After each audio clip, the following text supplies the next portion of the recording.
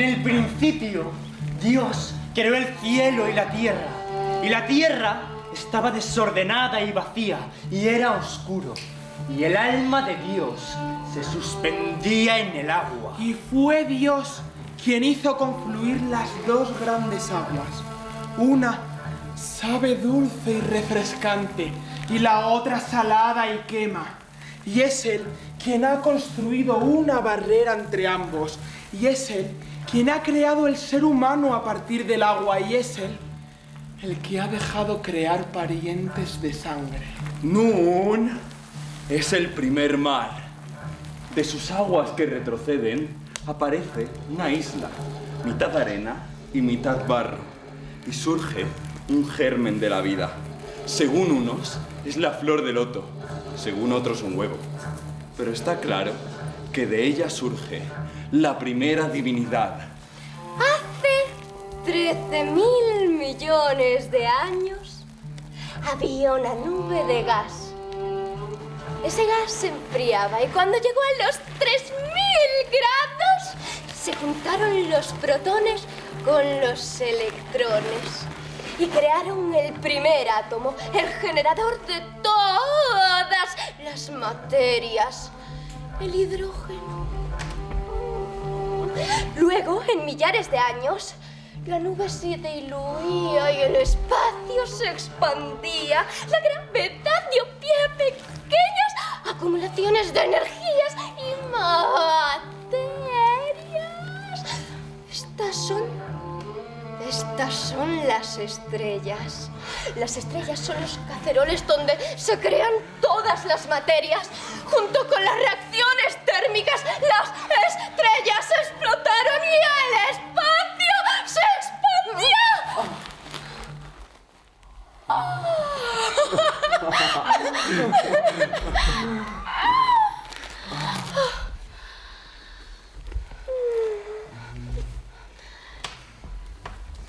Las temperaturas siguieron bajando. El movimiento de los átomos se tranquilizó. Y cuando dos se encontraban, se tomaban todo el tiempo del mundo para unirse. Así se formó la molécula del agua, de la unión del hidrógeno con el oxígeno. Demos gracias al agua por la vida de la tierra y por nuestra propia vida.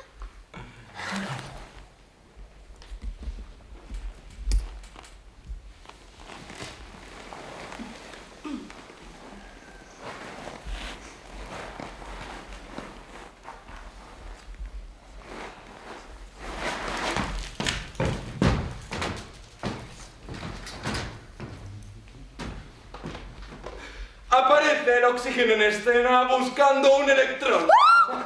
Aparece el hidrógeno en escena buscando un protón. De repente se ven hidrógeno y oxígeno.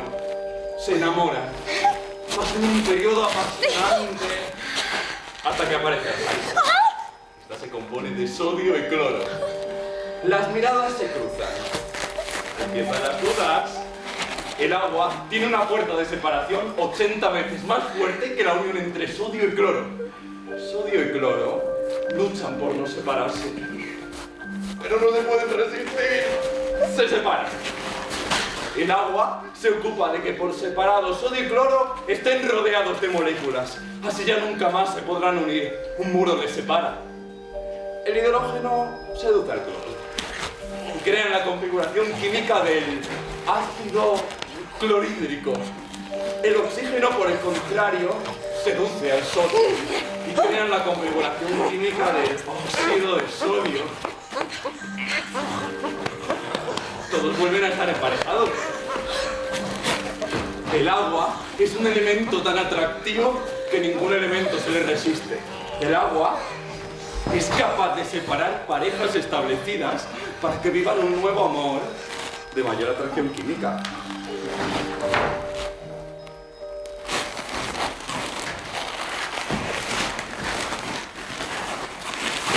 Principalmente somos agua. Los recién nacidos son seres líquidos. 3/4 partes de su cuerpo lo es. Conforme crecemos, nos hacemos más sólidos. Un hombre adulto tiene un 55% de agua en el cuerpo. Una mujer adulta, un 50%. Hay órganos que tienen más agua que otros, pero el agua está por todas partes. Conecta órganos y transporta alimentación y desechos.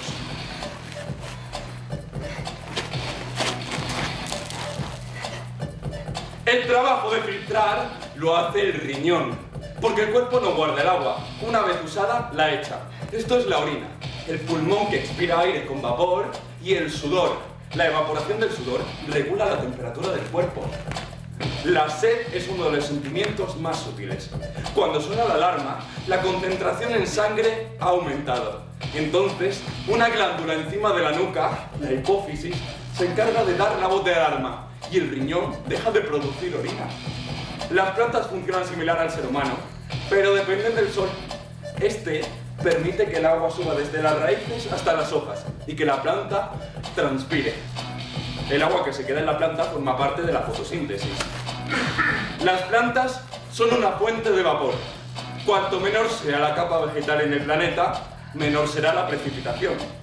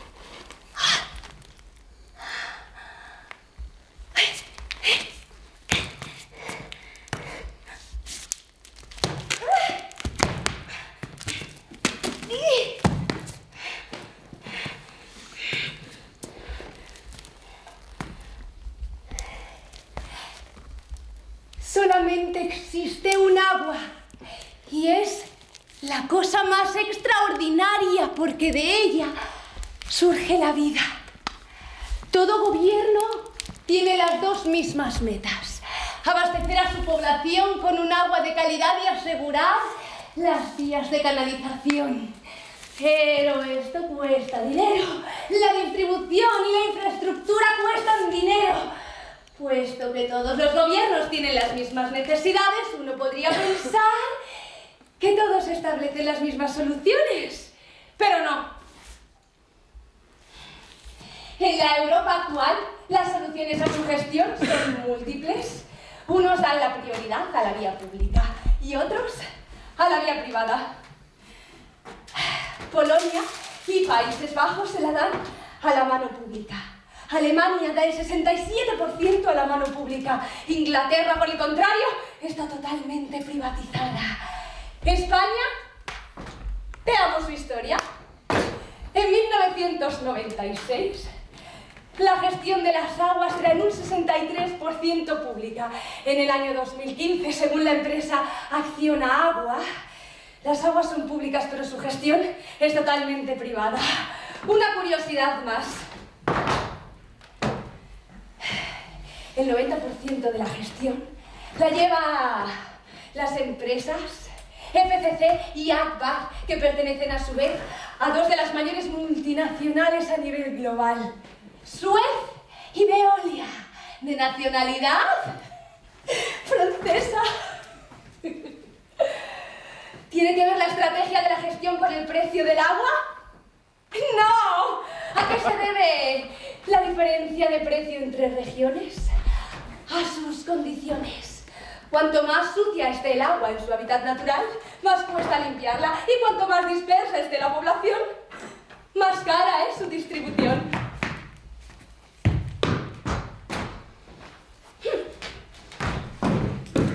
¡Denunciemos la sequía de Sudamérica! ¡Denunciemos la sequía de Argentina! Buenos días. Ante el juicio de hoy acerca de la problemática del agua en Argentina, propongo hacer una pequeña introducción con la finalidad de situarnos en el contexto. Tras la caída del muro de Berlín, tomaron fuerza los dogmas del liberalismo. Estos se expandieron por todo el mundo y comenzaron a dictar en los nichos de la política. En este ambiente de 1990, el Banco Mundial lanza una consigna acompañada de sanciones financieras para que no cumplan el siguiente orden. Hay que privatizar la prestación del servicio público. Es bien sabido que muchos países no cumplen, o solo de forma lamentable, sus servicios esenciales. Abramos pues las actas del caso de Argentina. 1 de enero de 1992. El gobierno está en manos de Carlos Saúl Menem. La sociedad privada Aguas Argentinas sustituye a la empresa pública OSN, Obras Sanitarias de la Nación. Firman un contrato de concesión de 30 años. El deber que tienen es claro, dar agua, buena agua, a 11 millones de habitantes. Representante de Aguas Argentinas. El deber era difícil. Y eso que el Río de la Plata está cerca, sí. Y fluye con abundancia, ok. Pero las instalaciones no producen suficiente agua. Las instalaciones fueron creadas por la OSN y perdían el 60% del agua. ¿Por qué no arreglasteis las infraestructuras? Estábamos en ello, pero había que subir los costes del agua. Además, en este país reina la ilegalidad, la corrupción, el clientismo, el uso ilegal. Los trabajadores que nos fueron traspasados no trabajan. En la OSN gobernaba una sobreocupación de los puestos. También los propietarios de terrenos a mejorar luchaban contra cualquier propuesta nuestra. Sanear zonas ocupadas significaba, según ellos, legitimarlas. Cuando Aguas Argentinas se metía en esta zona, molestaba, o peor aún, entraba en el corazón del nepotismo. Sin el ojo de la justicia vigilando, una justicia independiente desligada del Parlamento. La democracia se convierte en una comedia, una farsa y los políticos en gángsters. Representante del agua. El ser humano ha inventado una cosa inteligente. Esa cosa es el contador del agua. Sí, si muchos de aquí lo despreciáis, porque cuando subes el grifo, los numeritos se disparan hacia el cielo, o porque se esconden en los lugares más incómodos de la vivienda, debajo del fregadero, encima de los productos químicos de limpieza, al lado de trapos sucios, pero, por favor, hablemos seriamente. El contador del agua es el mejor amigo del ser humano. Sí, primero, nos hace ser conscientes de que llega todos los días a nuestra vivienda agua. Esto debería alegrarnos todas las mañanas y seguidas veces al día. Segundo, da igual que estés en tu casa, en la ciudad, en el campo, el contador del agua te ayuda a valorar y a respetar el agua como se merece. Tercero, como registra todos los movimientos realizados, a ver, podríamos decir que es el testigo del mal uso. Sí, el testigo del mal uso. Y cuarto, para finalizar, el contador del agua no es el responsable de los precios. Estos los ponen las autoridades. Vamos a ver, culpar al contador del agua es como culpar al termómetro de tener fiebre. Representante del Banco Mundial. Teníamos un sueño, el liberalismo. Tenía un sueño, ver el agua como un producto cualquiera, un producto desligado de la política, una mercancía que se puede crear y echar. Pero con el caso Argentina nos hemos dado cuenta de que esto es un sueño tonto, un sueño inútil. Debido a su doble naturaleza, por su eminente importancia y por su valor simbólico, el agua siempre será política. Cerremos las actas del caso de Argentina con la siguiente conclusión. 14 años más tarde, en 2006, rescinden el contrato. Se crea la empresa estatal Agua y Saneamiento Argentino. Esta se encarga del suministro de agua potable y del servicio de cloacas. El 90% queda en poder del Estado y tan solo el 10% en manos de los trabajadores. Pero la reestatalización del agua ha mejorado el funcionamiento del sistema hidráulico de la ciudad. Acercaos, acercaos, un poquito más, voy a contaros un secreto, sí, cómo conseguir sobrevivir en un bosque donde no hay agua. Esto solo va a funcionar en regiones que tienen nieve.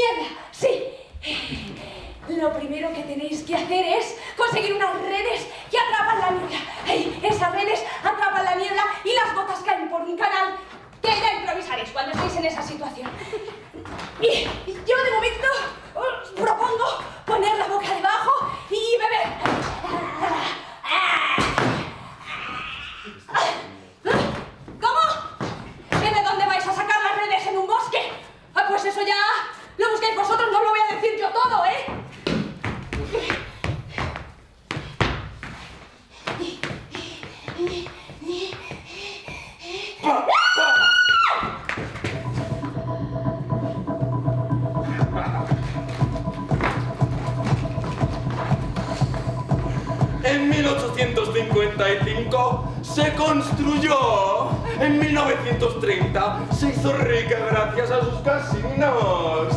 Las Vegas. Hoy en día tiene 2 récords mundiales. El primero, la densidad de los hoteles. El segundo, el consumo de agua. 1000 litros al día por persona. En Estados Unidos es menos de 700 litros. La media Europa, menos de 200. En Las Vegas, uno lo quiere todo. Sobre todo, césped verde. En un desierto esto es un deseo caro. Pero los habitantes de Las Vegas no creemos en la escasez de agua. Pero si está todo verde. Además, somos americanos, positivos, modernos, trabajadores. No hay escasez. El progreso tecnológico lo puede resolver todo. Es así. En Estados Unidos vivimos un ejemplo de competitividad entre el modelo urbano y el modelo agrario. Ambos modelos son igual de exigentes con las condiciones climáticas.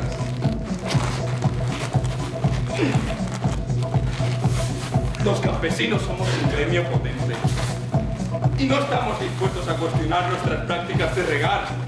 Somos el autor del bienestar americano. La riqueza de nuestro país viene de su suelo y de quienes lo labramos, ¿no? En 1930 hubo una disputa dramática. Los campesinos reventamos los acueductos y se transportaban agua a Las Vegas. Pero en todo el mundo hay conflictos de agua.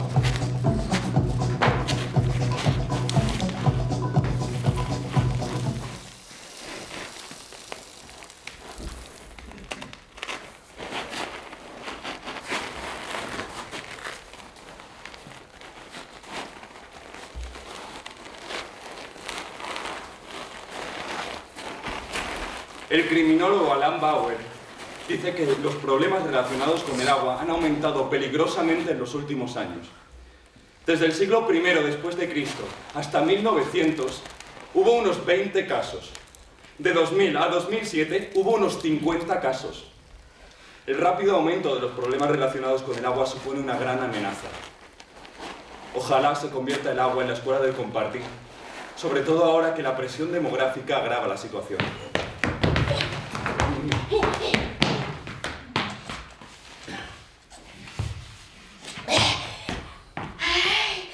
Hay que beber 1 litro de agua al día, sí. Así conseguirás una piel más suave, un cutis luminoso, unos glúteos firmes, un vientre plano y evitas cistitis. ¡Ay, pero es mentira! Me acaban de comunicar que solo conseguirás un pipí más tranquilo y contaminar el medio ambiente. Sí, contaminas el medio ambiente con las botellas de agua que tiras y también los camiones que traen el agua contaminan el aire. ¡Ay! Olvidémonos del buen funcionamiento del cuerpo. Optemos por el consumismo.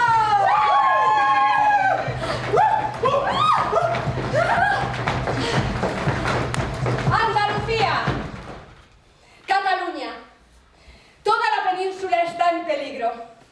El 40% del agua se encuentra en la mitad del territorio. El reparto no es equitativo.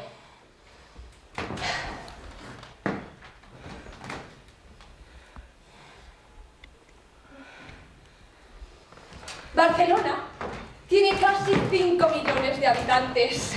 Un río muy importante en Cataluña es el Llobregat. Cada año llueve menos. Si no tomamos medidas, se convertirá en arroyo. ¿Y cuáles son las medidas tradicionales? Aparte de economizar y reciclar. Una medida: desviar las corrientes de agua hacia la zona del Mediterráneo. Barcelona pidió ayuda a la región de Aragón, pidiéndole agua de su río Segre, un afluente del Ebro. Pero Aragón rechazó la propuesta. ¿Qué harán nuestros campesinos? Barcelona apeló a Madrid. España debe ser solidaria. Quizás España sí tenga una virtud como nación, siempre y cuando sea solidaria. Otra medida: comprar.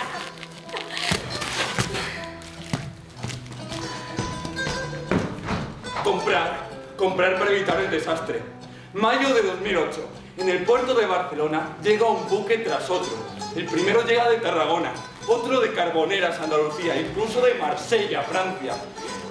La llegada de buques con agua potable fue una medida excepcional que costó al Estado más de 22 millones de euros. Estos son más de 10 euros el metro cúbico. Una tercera medida. La desalación, el presente y futuro de España. Ya. En 1994 se construye la primera desalinizadora de Europa, en las Islas Canarias. España tiene una totalidad de 900 plantas desaladoras. Está en la 5ª posición del ranking mundial. Tienen una capacidad de 1,45 millones de metros cúbicos al día. Cataluña será, si no lo es ya, pionera en la desalación. Bravo. Última medida. En discusión está el trasvase del río francés Ródano. Para que esto sucediese tendría que procederse a la construcción faraónica de un acueducto. En caso de que se construyera, los franceses deberían expropiarse de su poder absoluto sobre el río. Sería el primer río compartido por solidaridad. Water everywhere and not a drop to drink. Water everywhere and not a drop to drink. El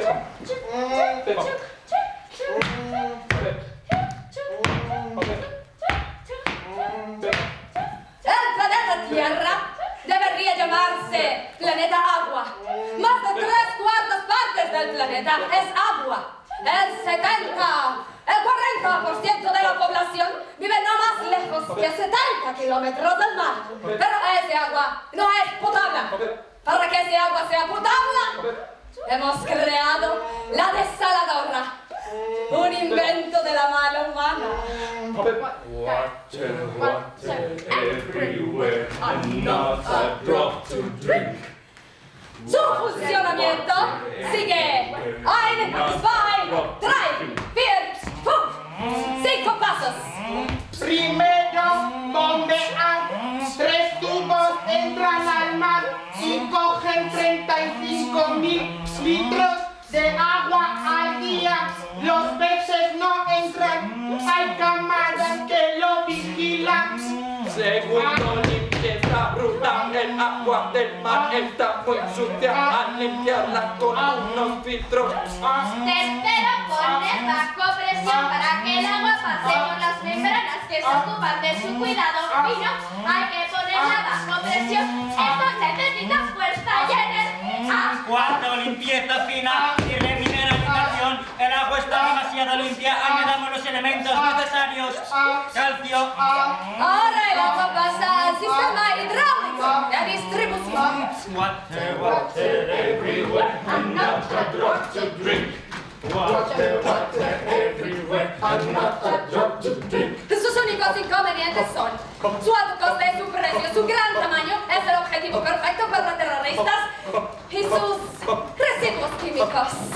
Si una de las pilas de más de 10 millones de metros cúbicos acaba en el mar...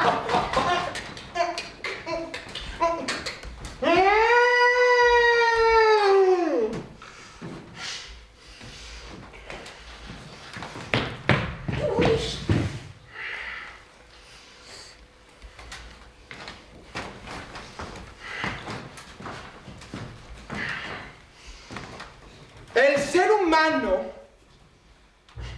me contó las teorías de Darwin. Según Darwin, las especies se adaptan a sus circunstancias. ¿Qué les pasará a mis cuernos cuando se haya secado el lago Chad? Necesito mis cuernos para nadar, pero cuando no haya agua...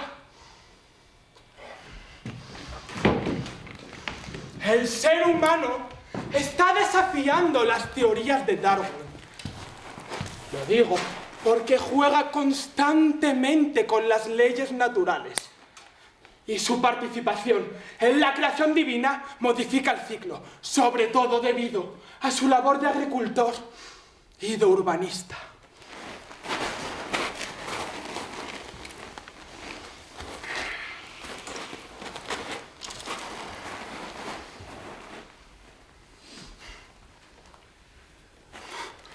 Un pájaro me ha contado una historia de Senegal. Allí, desde comienzos de mayo, se espera la lluvia. Primero con esperanza y luego con miedo. La esperan los campesinos. Hasta el ministro, pendiente de las próximas elecciones, dependen de ella. Cuando no llega la lluvia, suben los precios. ¿Cómo mantener una familia? Senegal observa al cielo. Uno no puede plantar demasiado pronto. Imagina que plantas con la primera lluvia y luego no le sigue ninguna más. Entonces, lo que has plantado se te seca. Senegal cuenta los días y siempre ha sido así. Pero en 1970, la lluvia cambió su mecanismo. ¿Qué? Ahora, la lluvia llega más tarde y se va antes. La lluvia es más fuerte, pero menos frecuente. Este mecanismo coge más fuerza cada año que pasa. La solución: meter mano en el ciclo ambiental.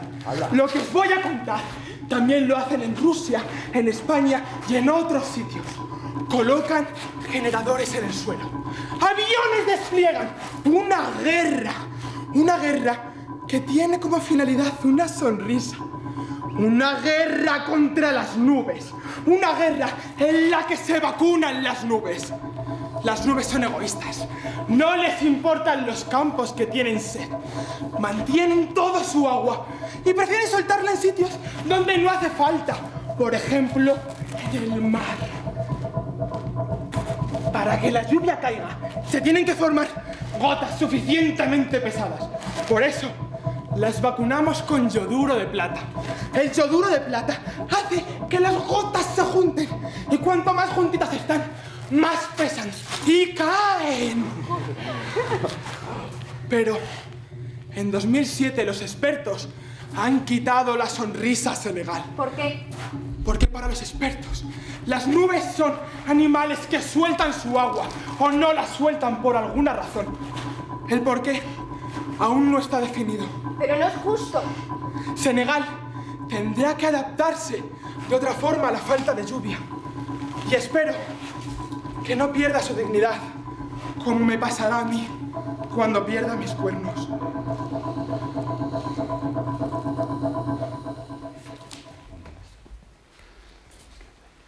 ¿Me das mi botella de champán? Por favor.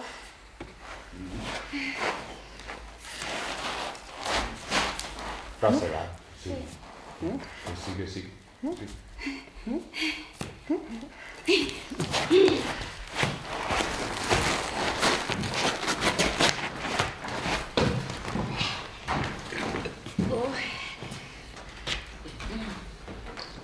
Israel es la pionera en investigación de asuntos hidráulicos.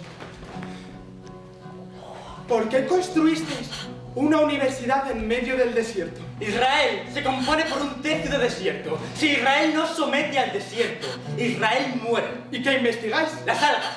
Las algas van a salvar nuestro planeta. Durante la creación del planeta Tierra había algas. Todos procedemos de las algas. Aquí buscamos volver a esos orígenes. ¿Estás preparado para viajar? Entremos en el primer espacio. Usamos las algas para nutrir a los peces. ¿Conoces la ventaja de la acuacultura? Se necesita menos agua porque los peces se quedan en su entorno natural. Pero ¿por qué tenéis a los peces en acuarios diferentes? Cada acuario contiene agua de diferentes procedencias. Esto nos sirve para comprobar su correcto desarrollo. Demasiada sal o demasiada poca impide su crecimiento. Pasemos al siguiente espacio, donde se limpia el agua. ¿Cuántos nenúfares? Tienen una doble función. Limpian las aguas y los visitantes los compran. Pero nuestro verdadero hito está atravesando esta puerta. ¡Al aire libre! Estos árboles son todo nuestro orgullo. Los regamos con el agua depurada de los nenúfares.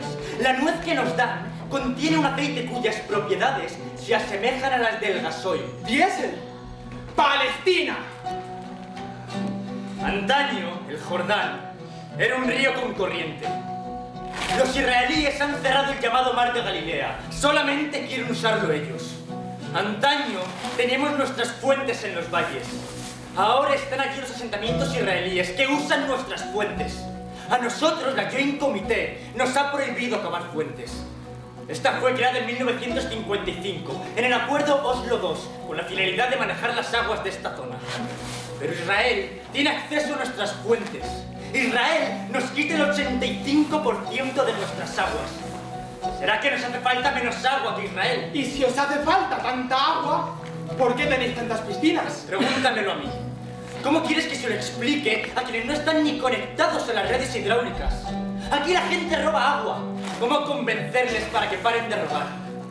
¿Cuándo van a entender los israelíes que las piscinas atraen terroristas? Siempre los israelíes. ¿Quién no entiende tu amargura? ¿Pero qué pueblo ha recibido más dinero que Palestina? ¿Dónde se ha quedado? Una parte de ese dinero podríais haberla utilizado en investigaciones hidráulicas, ¿no? ¿Cómo consigues quedarte tan tranquilo? Soy ingeniero y mi gente necesita agua, no mi rabia. Israel, Ministerio del Medio Ambiente. El manager de las aguas responde con furia. Los palestinos. ¿Has visto el mapa? El Jordán está más alto en la zona de Palestina que en Israel. Sus aguas nos llegan sucias porque no las limpian. Esto es muy, muy incómodo. Además, es peligroso para nuestra salud. ¿Por qué son los únicos en no hacer un esfuerzo en salvar el medio ambiente? Entre Israel y Palestina hay un muro. Se comenzó a construir en el año 2000. Debía evitar los atentados que estaban ocurriendo en Jerusalén, la capital de Israel. El terreno palestino está cubierto por muros. Son asentamientos ilegales israelíes en terreno palestino. Este terreno se llama Hebrón. Sus habitantes tenían 30 litros de agua al día. Ahora son 100 litros. Pero hay tantos niños que Hebrón parece un jardín infantil. Amamos a los niños, es así. Y por eso hacemos muchos. En un año o dos habremos duplicado o incluso triplicado nuestra población. Pero ¿cómo van a vivir tantos niños encerrados entre muros en un país tan seco? ¿Y por qué hay asentamientos más niños que en cualquier otra parte del mundo? Tienen el récord anual en el bolsillo, 5,8 por mil. ¿Será el aburrimiento? ¿Será el calor? ¿Se necesitan niños para conquistar territorio? ¿Se necesitan niños para seguir con la guerra? Se necesitan niños para crear soldados. ¿Qué agua va a apagar ese fuego? ¡Amo el sushi! Es mi fuente de proteína. No soy vegetariana porque existe el sushi. Por eso soy pescetariana. ¡Vamos! Que no como carne, pero sí como pescado, joder. No hay nada que mejor cuide el agua dulce que los peces. Viven en el agua y no requieren ningún cuidado especial. ¡Pero es mentira! Esos barcos ultramodernos, europeos, asiáticos, americanos, pescan en zonas de pesca africanas, mientras los africanos lo hacen en sus pequeños barcos. ¿Cómo puede existir una competitividad de pesca equilibrada? ¡No existe! Así, los mercados africanos se quedan sin pescado y los africanos tienen que buscar su fuente de proteína en otra parte. Y se tienen que dedicar una comunidad pesquera al ganado. ¿Y qué necesita el ganado? ¡Agua dulce! Así que mientras yo estoy aquí disfrutando de mi pescado crudo, en África sufren las consecuencias de la sequía por este momento mío.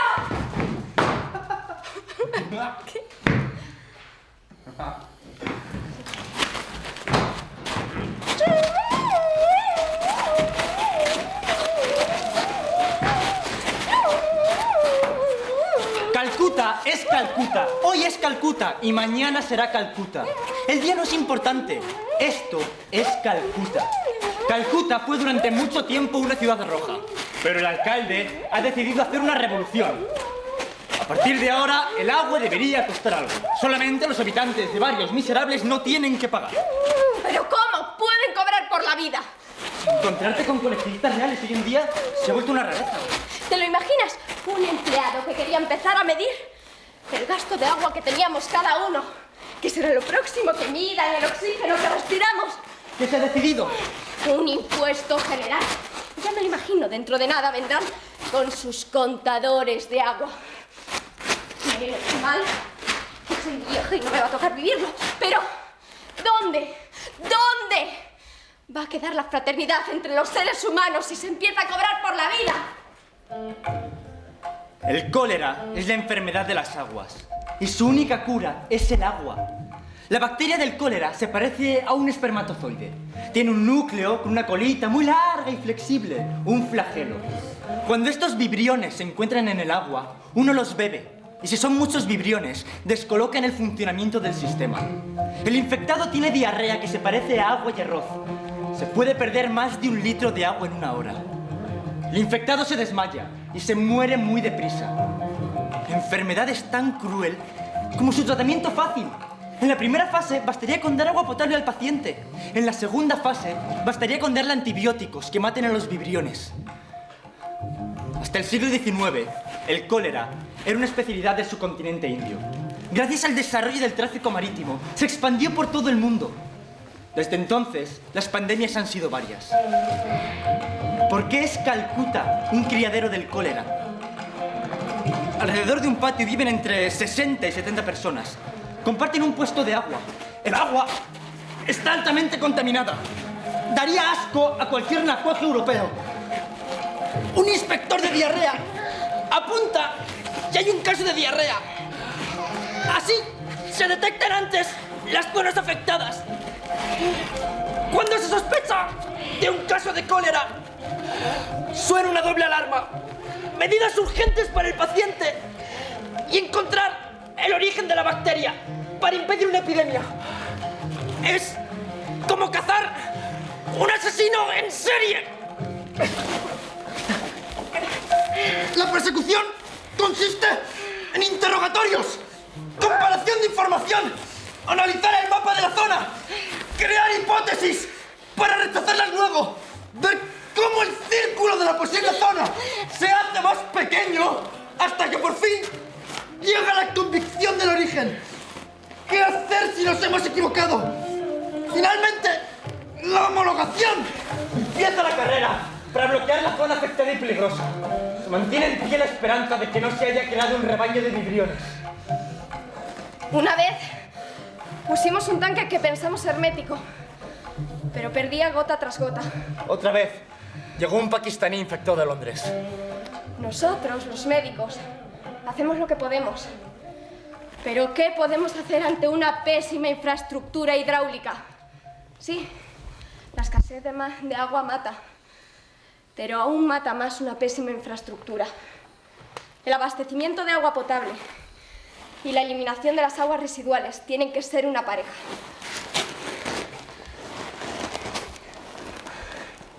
En China tenemos un problema real, la contaminación.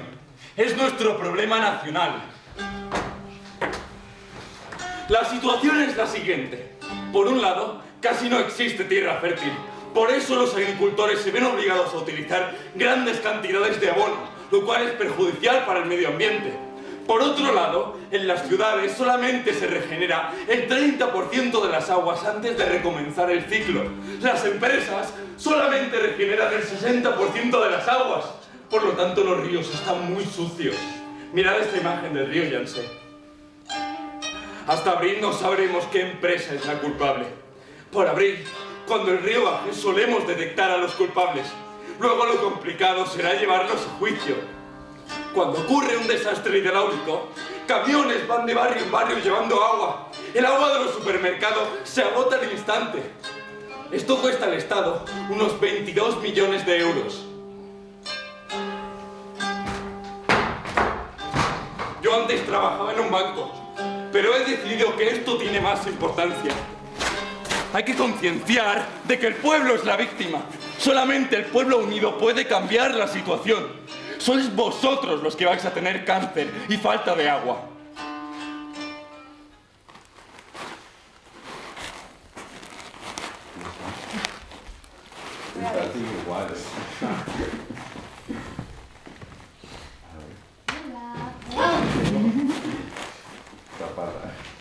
Bueno.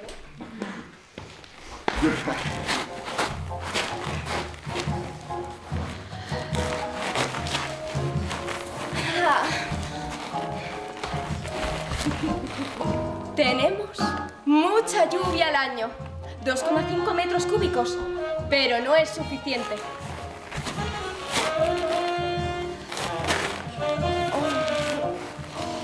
Por eso dependemos de nuestro vecino Malasia.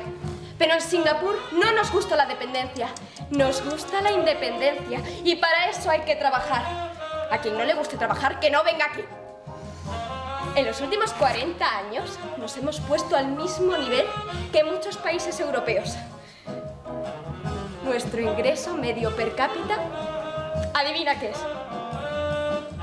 $36.000. Eso sin contar a los trabajadores inmigrantes. Esto se debe a nuestra transparencia estatal. La corrupción en Singapur es castigada severamente. ¡Vamos! Con cuidado. Mi empresa se llama PUB, Public Utilities Board. En ella tenemos 4 grifos. La lluvia, el agua reutilizable, la desalación, vamos, saluda, cariño, y el agua que compramos en Malasia. Bueno, yo soy la encargada de estos 4 grifos. Sí, podría considerarme la madre de estos 4 grifos. Nuestra divisa es Water for All. Conserva, liu, enjoy. Agua para todos, conserva, valora, disfruta. Nosotros no somos Europa, nosotros no tenemos pasado. Esto nos hace actuar con mayor eficacia, con mayor rapidez. Imaginaros que en Malasia nos dejase de suministrar agua. Pero, ¿no tenéis un contrato hasta 2061? Sí, pero es que preferimos no dar pie a la confianza. Mirad, sé que como madre no debería tener preferencia hacia ninguno de mis hijos. Pero es que soy humana y la tengo. Yo prefiero la lluvia. Es un regalo divino. Y qué mal la tratáis vosotros, los seres humanos malditos. ¿Habéis visto alguna de nuestras reservas? ¡Ay! Son el orgullo de nuestra nación. Siempre tienen que estar limpias y llenas de flores. Son un legado de los británicos. Ay, muchas de nuestras familias pasan tardes enteras paseando por nuestros embalses.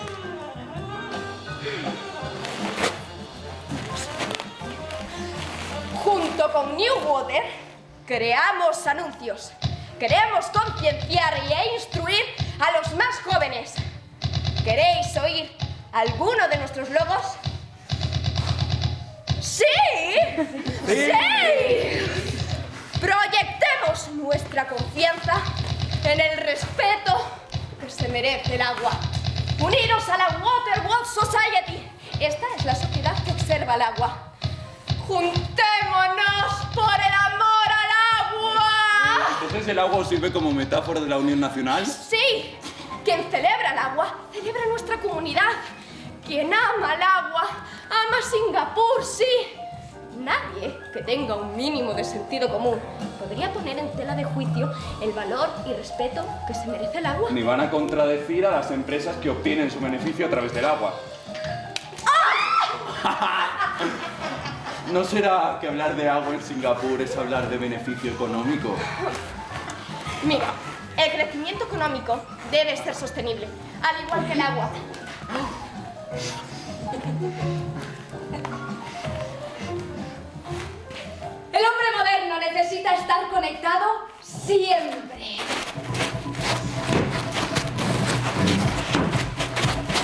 Por eso siempre lleva un disco duro súper limpio encima. El hombre moderno es súper limpio. El hombre moderno está relacionado con la súper limpieza. Pero, ¿qué pasa cuando tenemos un disco duro no súper limpio? No lo sé. ¿Qué problema de memoria tiene? No lo sé. Pero seamos súper limpios y limpiemos nuestros discos duros con agua súper limpia. Lograr un agua extremadamente limpia no es fácil, pero tienen que estar muy limpios. Por eso cobramos a vosotros, proveedores, más de 7 millones de euros al año. Y no olvide, Showadenko es el que mejores discos duros tiene en el mercado. Sus discos duros son muy limpios. ¡Cero polvo! Water everywhere and not a drop to drink. Water everywhere and not a drop to drink.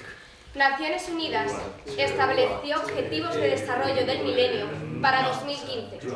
Entre estos objetivos estaba el dividir a la mitad el número de personas sin acceso a agua potable en el mundo. Obviamente no se ha conseguido.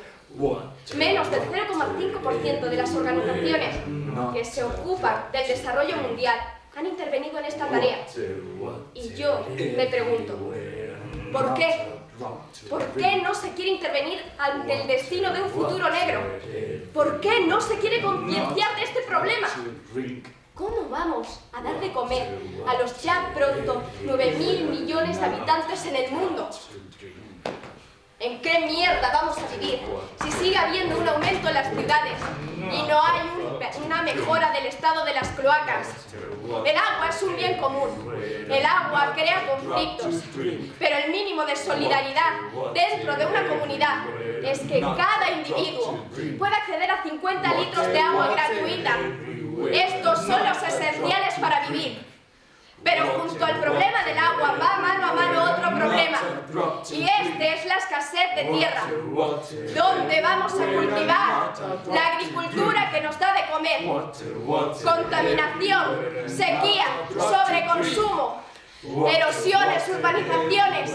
La crisis global del agua no va a tener lugar porque comienza la crisis del planeta.